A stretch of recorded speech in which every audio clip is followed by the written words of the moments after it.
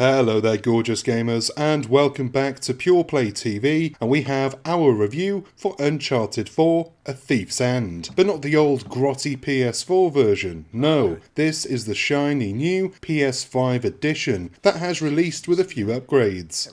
Is it worth the tenner that Sony is charging, or are you better off searching for lost treasure somewhere else? Watch on and find out. If you've already played Uncharted 4 A Thief's End, and let's be straight, most of us probably have and we're just coming back for a sweet second serving, then you already know the drill.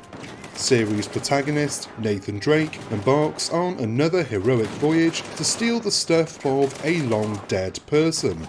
Along the way he climbs, jumps, cracks wise and kills many people. He's the good guy, apparently, and all of those shoreline employees who are working for a company and they receive a paycheck each month, these fathers, sons, brothers, uncles, husbands, partners, you get the picture, they're the bad guys, apparently. Drake is a straight up killer, but we love him because he's mildly funny.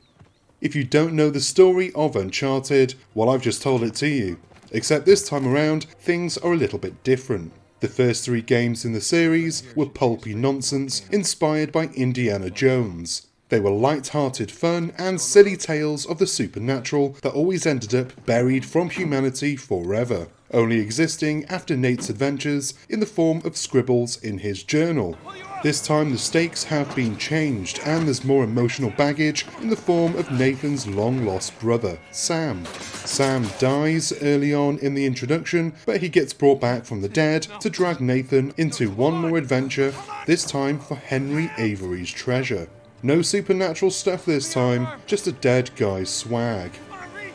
Way back in 2016 when Uncharted 4 was released, I was a little bit bitter about this.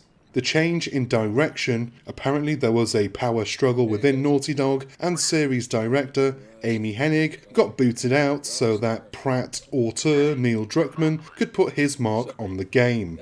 6 years later, and yeah, I'm still a little bitter. Why? Because the change in tone is so stark. And for what? Maybe I just don't get Druckmann's vision, or maybe I just don't see the point in random chats between characters that adds nothing to an already dull and predictable story. Nathan has never been motivated by anything other than his desire for treasure. So it's a break in his character, or at least that's the way I see it. Time has not been kind to my thoughts on this 4th entry. Or 5th, if you count the PS Vita's Uncharted Golden Abyss, which Naughty Dog and Sony seem to shun like a ginger stepchild. Not me, I like it. Remaster it, you cowards. What has been kind is technology, namely the PS5.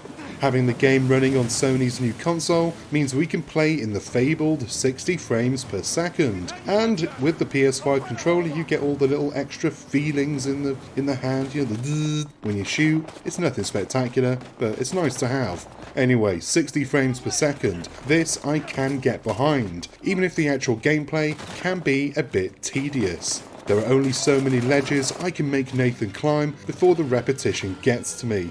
There are only so many times I can push a bloody crate before I get bored. And there are only so many times I can look at the arse crack of my partner in crime before I get sick of bums. And I'm a bum guy. That being said, the 60 FPS mode is really good and it holds that line really well. To be fair, Uncharted 4 played really well on PS4 at 30 FPS with its responsive controls and the feeling that Nathan was always moving on a buttered up pivot. But the increased refresh rate on PS5 brings it up to another level, and it definitely makes the combat encounters, one aspect of the game I genuinely do enjoy, a lot more fun. The responsiveness is a godsend when you're scrambling around, swinging from one elevated position to another while being shot at by a half dozen civilian contractors who are just doing their job. Yeah, I still feel bad for the bad guys. If 60 FPS is not a big deal for you and you favour bells, whistles and big resolutions, then Fidelity Mode has you covered. I only tried this out briefly because, for me, I have been spoiled by 60 FPS gameplay upgrades and I just can't go back to 30 if there is a higher option. Fidelity Mode gives the game an extra layer of sheen and shine, and it ups the resolution to a dynamic 4K, but you're stuck with 30 FPS. If that's a trade-off that you can deal with, fill your boots. For me though, it's 60 every single time. Nathan Drake's final adventure is a bittersweet send-off for the character that I spent my 20s growing up with. On one hand, it's nice to see Nathan grow, mature, and eventually settle his thirst for adventure. On the other, it's in a way that I don't particularly care for. I didn't want the emotional conversations or the orphan issues. It's such a massive change in tone from the first 3 games that I can't help but wonder why they didn't just make a new Uncharted sub-series if they wanted to go in that direction, while letting Nate chuckle his way through his last adventure with another insane body count. So, is this 10 upgrade worth the cash? I will say yes, but only because you're getting an upgrade for 2 games. The spin-off semi-sequel starring Chloe and Nadine, and so it's only a $5 each if you split the hairs. But on the other hand, I can't help but feel a little bit hard done by when I look over at my Xbox Series X and see the next-gen upgrades being dished out for free, either by first and third-party smart delivery or the FPS boost updates that also cost nothing. I won't let this review fall into a rant about how Sony is extracting the urine, but I won't celebrate paying for an upgrade either. If you haven't already played Uncharted 4, this is the best way to play, without any doubt. If you have and you just want to play it again in its best possible form, then yeah, this will do. Or the eventual PC version.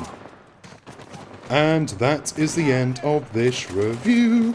Thank you for watching, and I hope you found it useful. If you did, please do us a favour and hit the like and subscribe buttons below. Drop a comment to feed the algorithm, it's hungry, and have a gander at some of the videos on the channel. I think a couple will actually be on your screen right about now-ish. Magic, eh?